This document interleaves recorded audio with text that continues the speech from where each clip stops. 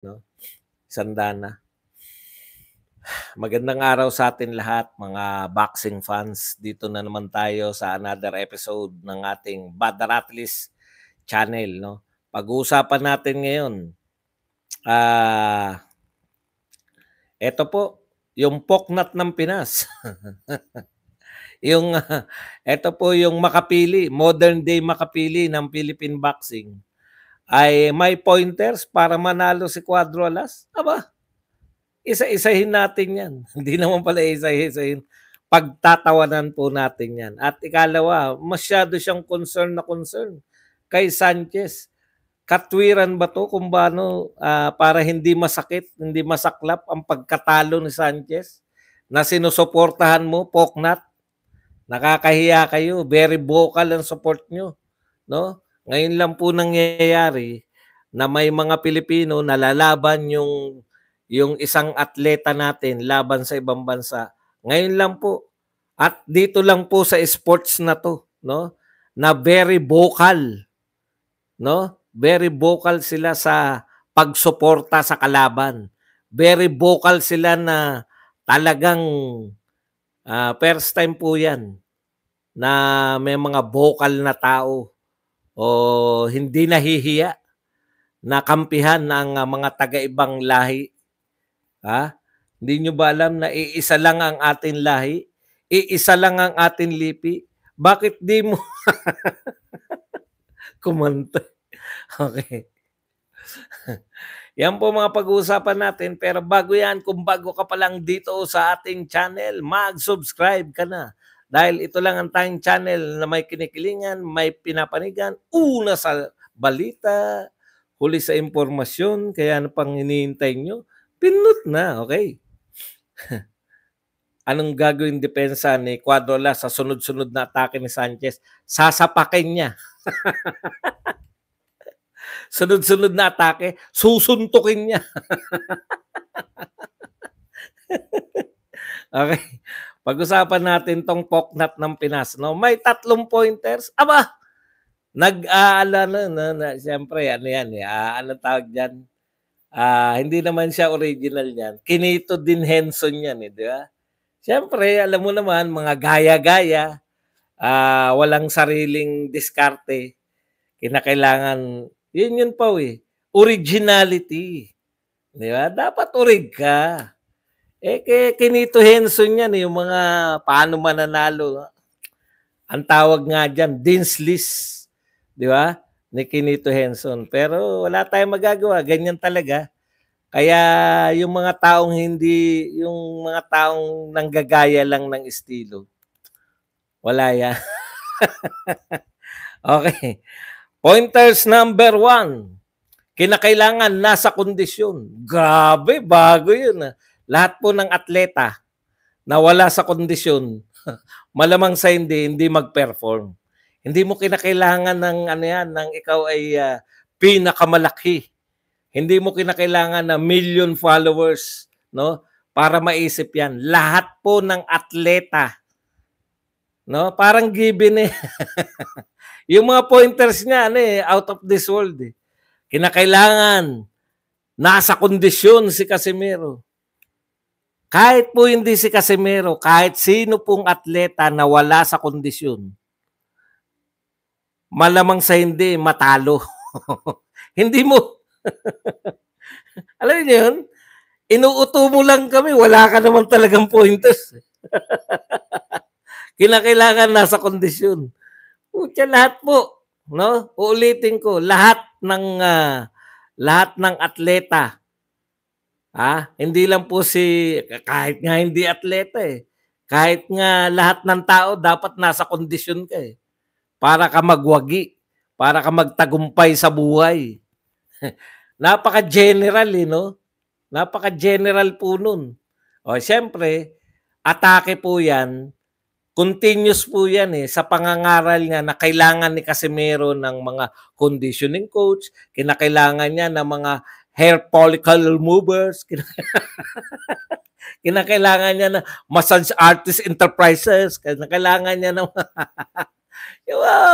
mag-ano lang ba ng mga kakaibang salita para naman sabihin na may magaling siya sa boxing.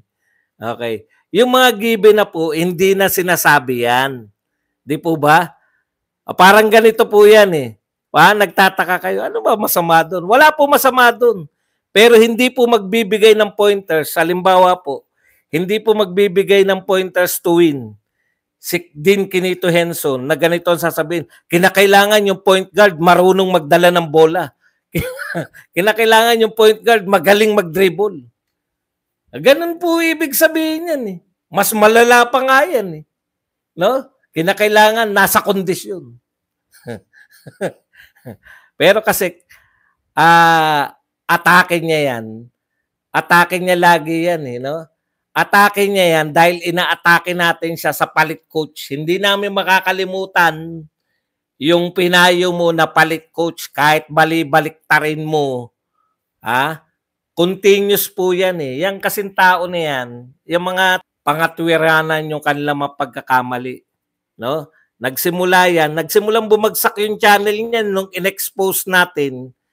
Palit coach, binugbog ni Cuadro Alas yung kalaban, palit coach ang panawagan mo. Wala na ngayon nag-ano sa kanya. Wala na sumiseryoso sa mga pointers niya. Di ba? Kung kayo nanonood ng PBA at sasabihin nyo, eto ang pointers para manalo ang isang team. Kinakailangan marunong mag-dribble yung point guard. Kinakailangan marunong rebound yung sentro. Kinakailangan marunong kinakailangan pumasok yung mga tira ng mga shooters. Anak ng pupa. hindi mo gagawing pointers yung basic. Kulang nila sabihin, kinakailangan huminga siya habang siya ay lumalaban. Kinakailangan niya sumuntok habang siya ay nasa taas ng ring. 'Di ba? Ganyan po. Kaya lang kasi, alam niyo, minsan nalulula tayo sa mga magagandang pakinggan eh. Nalulula tayo sa mga ano eh. Masarap kasi pakinggan pag nag-i-English eh.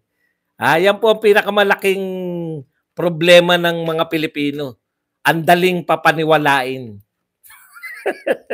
Okay, ikalawang punto ni Poknat ng Pinas.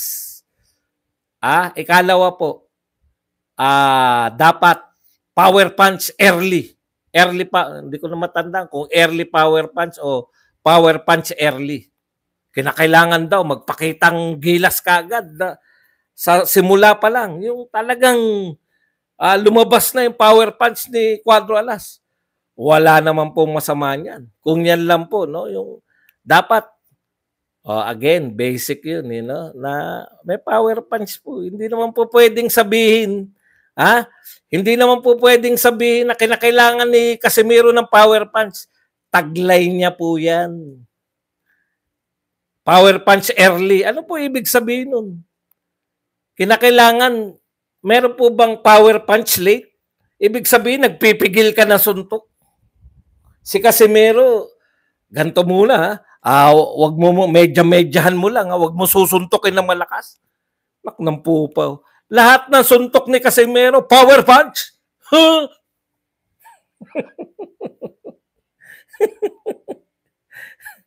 Pero ito ang pinakamalupit, yung number 3.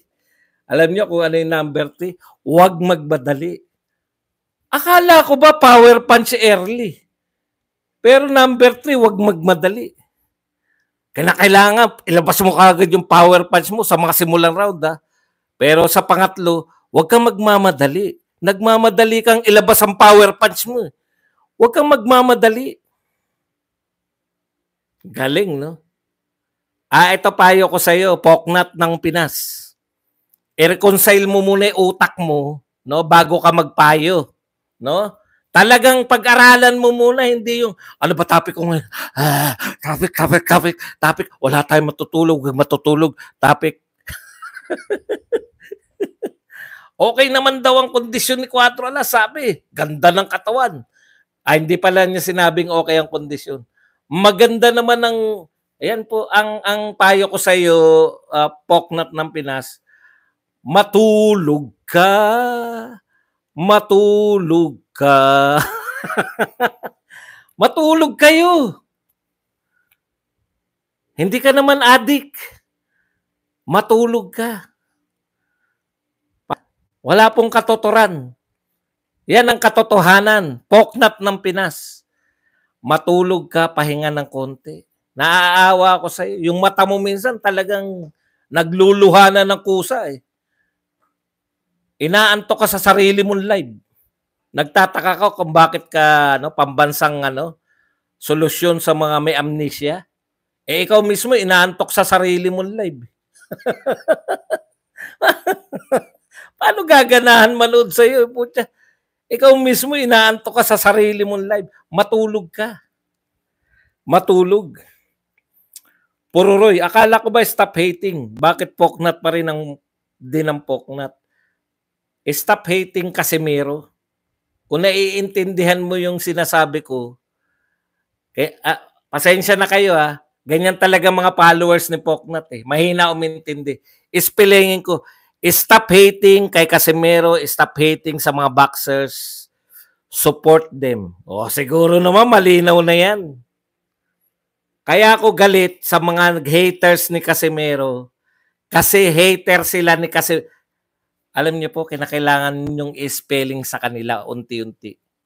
Hindi po nila mauunawaan. Yung salitang stop hating, kinakailangan punuan mo.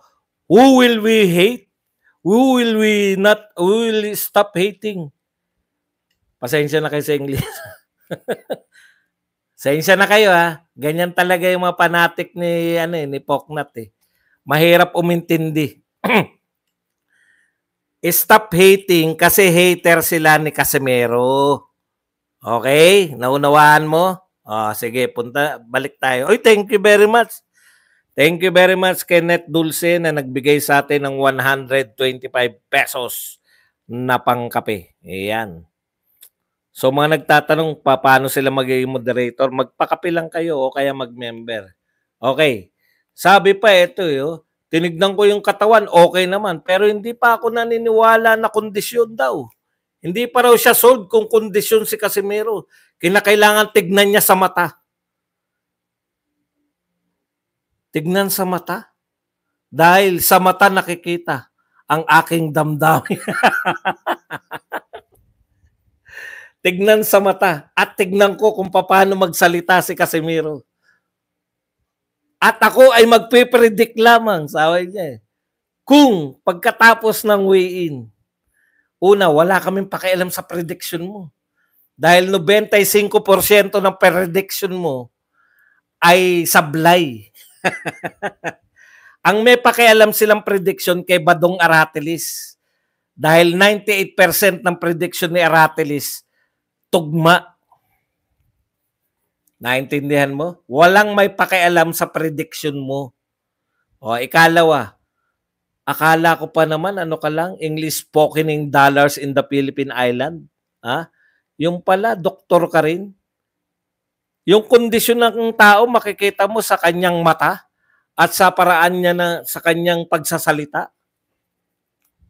Antindi. Bilib na ako sa iyo. Magtayo ka na ng clinic. Dr. Poknat Clinic. Ang poknat mo matutunaw sa pamamagitan lang ng titig ko. Titigan mo ang titig ko. Kinang...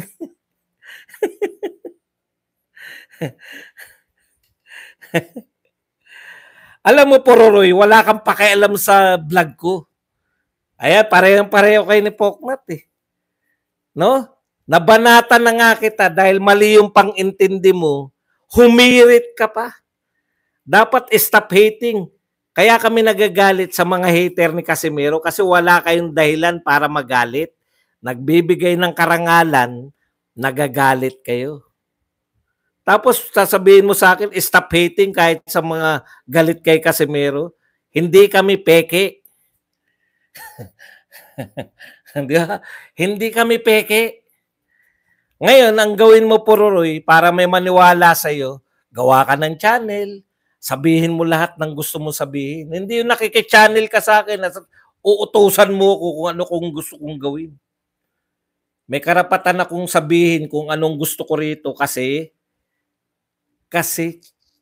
ulit ko, may naumintindihan eh. Baka hindi na naman naintindihan kasi channel ko 'to. This is mine, bebe. Ano payo ko sa'yo? Gawa ka ng channel, payuhan mo yung mga manonood sa'yo. Meron yan, mga kamag-anak incorporated mo. May karapatan ka ba? Mamaya na nga. Tuloy-tuloy na natin to. Okay. Si Sanchez naman, ayon kay Poknat ng Pinas, nag-alala siya kay Sanchez. Ngayon lang pala pupunta ng Japan. Ang advantage ni Sanchez ay unti-unting nawawala. May advantage si Sanchez? Talaga? Advantage daw ni Sanchez ay mas bata at mas nasa kondisyon. Nasa kondisyon na naman. Talaga na naman. Bakit nasa kondisyon na? Ba't nyo po dinidelete? Hayaan nyo lang. Masarap po yan para magdugo yung puso niya. Hayaan nyo lang. Huwag nyo po i-delete. Wala na nga nanonood sa akin, i-delete. Okay. Anuin natin to ha. Anuin natin ha. Sorryin natin to ha. Yung advantage daw ni Sanchez. Talagang may pananaw siya, may advantage. No? Okay, yung edad at yung kondisyon. Paano mo natiyak na mas kondisyon si Sanchez kaysa kay Casimiro? Aber? Taga Sanchez camp ka ba? May inside ka ba? Insider ka ba sa kampo ni Sanchez? Alam mo nasa kondisyon? Ayun yung problema. Ako po, no? Mas magaling akong di hamak kay Pau, pero hindi ko po pinangangalandakan yan. Siya, kapirasitong kaalaman, pinangangalandakan na.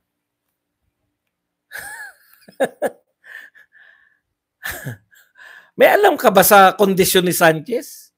Bakit mo nasabi na may advantage siya? Nawawala na raw yan kasi yan nga, no? Ngayon lang siya papunta. Hindi katulad ni Casimiro. Bakit ka nag-aalala?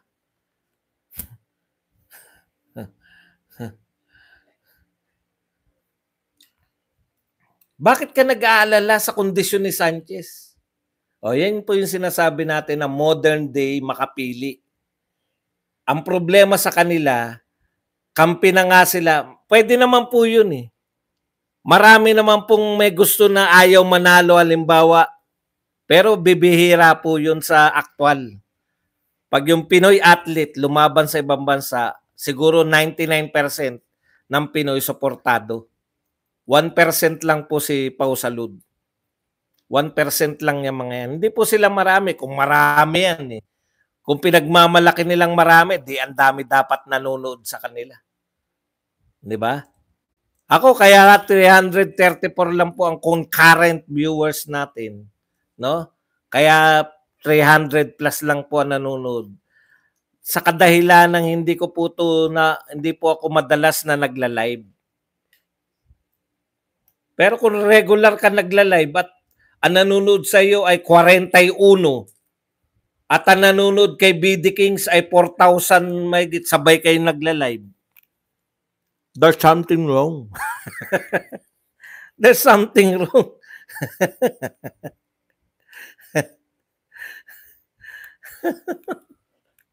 Di ba? 1% lang naman kayong mga hater eh. Maiingay lang kayo.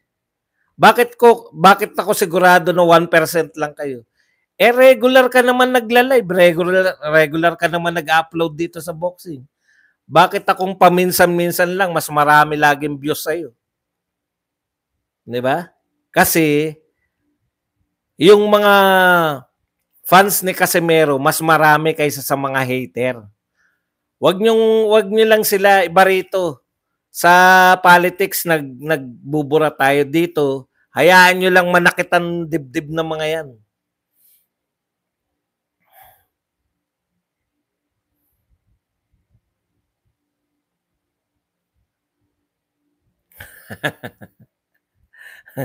Di ba? Yan ang sinasabi ko sa iyo, Poki. Poknat. May ibang ibig sabihin pala yun, no? Stop hating, no? Sa bagay, Kung nasa ano mo na yan. Kasi kung hater ka rin lang ng isang Pinoy athlete, wag mo na lang siyang i-cover. Wag mo na lang siyang ano, kasi lalabas at lalabas eh. Hindi eh. Alam nyo alam nyo kung ano po ang ironic? 'Di ba? Simple lang 'yan eh. Kung hater ka talaga ng tao, lalabas at lalabas na hater ka kung lagi mo siya, kung di tapos okay lang sana kung katulad kita na lahat ng kinaasaran ko o lahat ng anong tawag diyan, lahat ng tutol ako ginagawa kong vlog. Hindi, bait-baitan ka naman eh. Lagi mo sinasabi na hindi ka galit, hindi masama ang loob mo sa mga Casimero. Pero lumalabas eh. Lumalabas sa bibig mo. Dahil hindi kontrolado ng bibig mo, hindi kayang kontrolin ng utak mo yung bibig mo. Ibig ba sabihin, mas matalas yung bibig mo kaysa sa utak? Kaya lalabas at lalabas talaga yung pagiging hater mo. Pero okay lang yun. Kung aminado ka. Ang problema mo kasi, hindi ka naman aminado eh. Lagi ka, hindi naman ako galit sa mga Casimero, hindi naman. Pag-aaksayahan ka ba ng galit ng mga yan kung wala kang ginawa? Lagi niyang tinatanong, wala naman akong ginagawa. Lagi ko naman sinasabing may ginawa ka. Mahina lang kukote mo kaya hindi mo maintindihan. Nasa channel mo, malaki kang channel. Noong may nanonood pa sa'yo malaki kang channel. Etong mga hater ni Cuadro Alas, ulitin ko lang ulit kasi parang wala siyang ideya eh. Nung malaki pa rin naman ang channel niya, in fairness, 600,000. Nung marami pang nanonood sa iyo, libo pa ang nanonood tuwing ikaw ay nagla-live. Maraming hater si Cuadro Alas, anong ginawa mo? Sila, hater na ni Cuadro Alas, nagsasalita sila sa ibang vlog, wala nanonood, 40, 80. Kaya ang ginawa mo, kasi maangan ka, gines mo lahat. Pag may nakita ka na hater ni Casimero, iimbitahan mo, papaakyatin mo sa'yo. Pero ikakatwera, iniimbitahan ko rin naman yung mga hindi hater eh. Tignan mo naman ang nangyayari sa mga fans ni Casimero pag inimbitahan mo.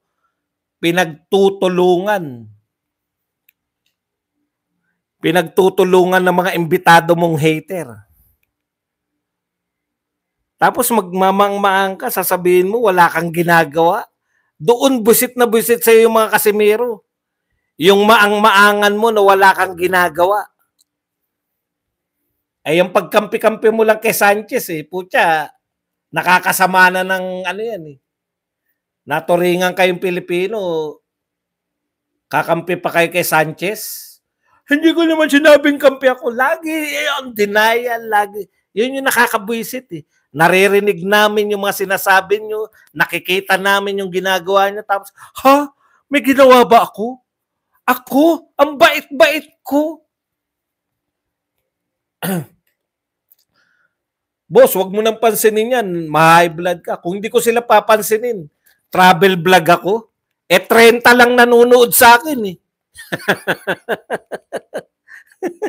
Kayo naman, no? Kita nyo, 395 kayo.